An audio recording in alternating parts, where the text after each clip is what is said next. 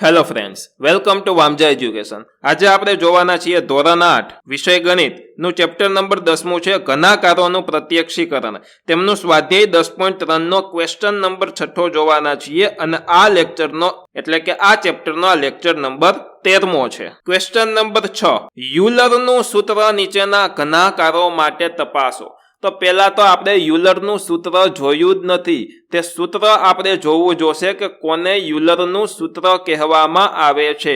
તો યુલરનું સૂત્ર અહીંયા હું લખીશ. તો યુલરનું સૂત્ર એટલે કે F વત્તા V માઇનસ E. આ યુલરનું સૂત્ર છે. હવે ઘણા કહેતા હશે F એટલે શું સર, અમને ભૂલાઈ ગયું, ખબર નથી. અને આમાં હજી આપણે આગળ ઉમેરવાનું કે બરાબર 2. હવે જોજો, આકૃતિમાંથી તમે F ફાઇન્ડ કરશો, V ફાઇન્ડ કરશો અને E ફાઇન્ડ કરશો. આમાં તમે મૂકશો અને જવાબ 2 જ આવશે. જો 2 આવે તો યુલરનું સૂત્ર સાચું ઠરે છે. જો 2 નહીં આવે તો યુલરનું સૂત્ર સાચું ઠરતું નથી. અને જે બહુફલક હશે તેના માટે આ સૂત્રમાં સામે જવાબ 2 જ આવશે. જેમાં જવાબ સામે 2 ન આવે એટલે કે યુલરનું સૂત્ર સાચું ન ઠરે તે બહુફલક હશે નહીં. આ વસ્તુ પણ તમારે યાદ રાખવાની રહેશે. ઓકે, તો આમાં તમે જોજો, પહેલા તો ઘણાને ભૂલાઈ ગયું F એટલે શું, V એટલે શું અને E એટલે શું. તો આ પહેલો ક્વેશ્ચન છે, તો આમાં હું લખી દઉં કે F એટલે ફલક, V એટલે શિરોબિંદુ અને E એટલે કે એજીસ એટલે કે ધાર. આ થઈ ગયું યુલરનું સૂત્ર. હવે આમાં આપણે ગણવાની ટ્રાય કરીએ. પહેલા શિરોબિંદુ ગણશું. તો કે જોજો, શિરોબિંદુ કોને કહેવાય? તો કે આ 1 2 3 4 5 6 7 8 9. અત્યારે આમાં તમને 9 શિરોબિંદુ દેખાય છે. કેટલા દેખાય છે? 9. પરંતુ અહીંયા પાછળ પણ એક શિરોબિંદુ આની હારોહારનો આમ આવેલો હશે, કારણ કે એની સાથે આવી રીતના આમ જોડાયેલું હશે. એટલે કે એક આ શિરોબિંદુ હશે. એટલે કે V ની સંખ્યા કુલ 10 હશે. કેટલી હશે? તો કે V બરાબર 10 હશે. ફલકની સંખ્યા આપણે ગણીએ તો આ જો ઉપરની બાજુનું 1 2 3 4, એક પાછળની બાજુ, આની એક્ઝેક્ટ પાછળની બાજુ હોય છે, બરોબર. ફરી પાછું ગણીએ, આ 1 2 3 4. હવે એક જોજો આવી રીતના હોય, આ લીટાની નીચે એક ફલક છે, આ લીટાની નીચે એક ફલક છે, આ લીટાની નીચે એક ફલક છે, બરોબર. એટલે આ 3 ફલક, એમના પછી આ ચોથું ફલક. હવે આ લીટાની નીચે એક ફલક હશે એટલે કે 5, આ લીટાની નીચે એક ફલક હશે એટલે 6, અને નીચે આમ આવી રીતના તમામને જોડતું આ નીચેનું ફલક હશે એટલે કે 7. ફલક જ્યારે તમારે ગણવા હોય ત્યારે ઉપર અથવા તો નીચેનો જે ચોક્કસ તમને આકાર દેખાતો હોય તે આકારની ધારો ગણી લેવી. તો કે આની નીચે એક ફલક હશે, આની નીચે એક ફલક હશે, આની નીચે એક ફલક હશે, આ ધાર છે તો એની નીચે એક ફલક હશે, આ ધાર છે તો એની નીચે પણ એક ફલક હશે. એ ધાર ગણી લેશો એટલે પાછળની બાજુનું પણ તમને આઈડિયા આવી જશે. તો આ 1 2 3, આની નીચે એક હશે 4, આની નીચે એક હશે 5, ત્યારબાદ આ ઉપરની બાજુનું 6 અને નીચે બાજુ હશે એટલે કે 7. એટલે કે F ની સંખ્યા કેટલી હશે? તો કે F બરાબર હશે 7 7. હવે ધારો ગણવાની છે તો ધાર જોવો જોઈએ. આ 1 2 3 4 5, ફરી પાછી 1 2 3 4 5.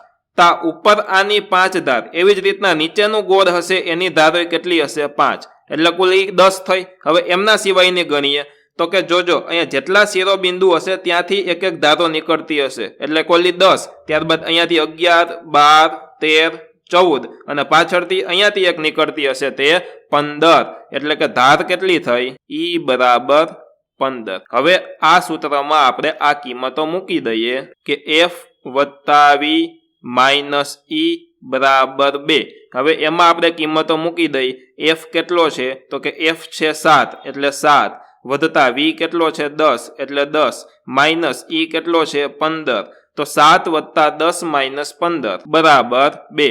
હવે જોવો જોઈએ, આપણે બાદ બાકી કરીએ તો કે 7 વત્તા 10 17, 17 માંથી 15 બાદ કરશો એટલે વધશે 2. એટલે કે 2 બરાબર 2 થઈ જશે.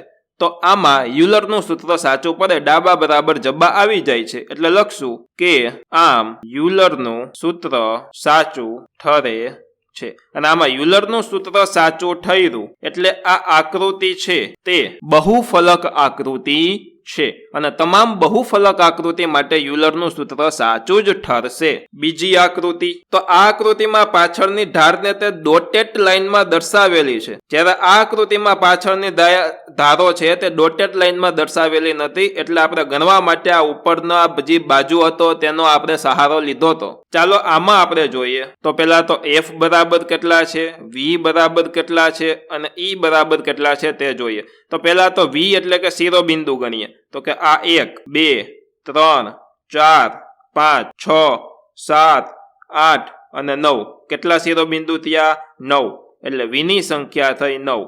હવે આપણે ગણીએ E એટલે કે ધારો ગણી લઈ સાથે સાથે. આ 1 2 3 4 5 6 7 8, આ 9 10 11 12 13 14 15 અને આડી ધાર 16. એટલે એજ કેટલા થયા? 16 થયા.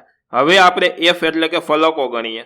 તો ફલકો ગણશું આપણે. તો જોજો, પેલા આ ચોરસ ડબ્બો છે એના ફલકો જોજો.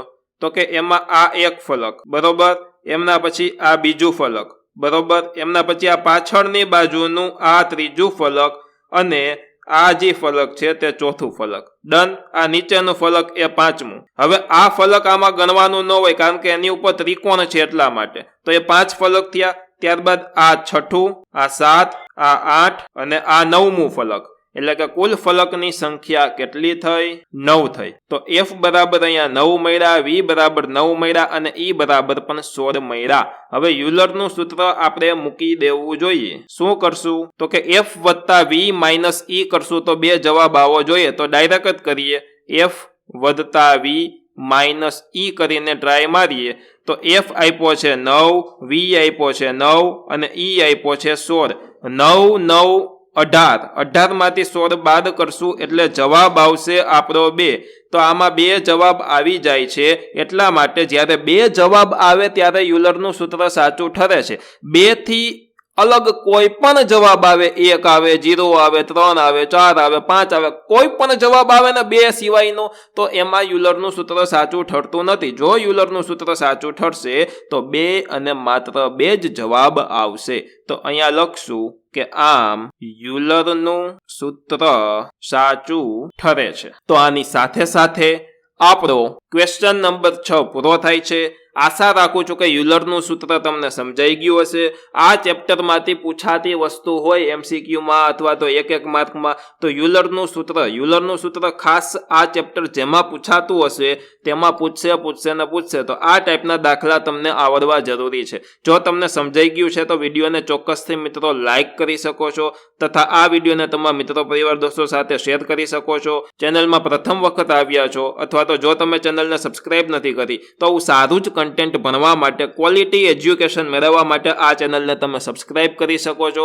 તથા તમને જો સમજાઈ ગયું છે તો એ મને ખબર કેવી રીતના પડે? તો કે મને ખબર પાડવા માટે કોમેન્ટ બોક્સમાં તમારે nice video, good video, best video, Shivam sir OP એવું વગેરે વસ્તુ લખી અને તમે મને કોમેન્ટ બોક્સમાં કોમેન્ટ કરીને જણાવી શકો છો. તથા તમારા ધોરણના કોર્સ ખરીદવા માટે પ્લે સ્ટોરમાંથી વામજા એજ્યુકેશન એપ્લિકેશન ડાઉનલોડ કરો. બહુ સસ્તા ભાવમાં સારા એવા કોર્સિસ તેની અંદર છે. ખૂબ ભણવાની મજા આવશે. ધન્યવાદ.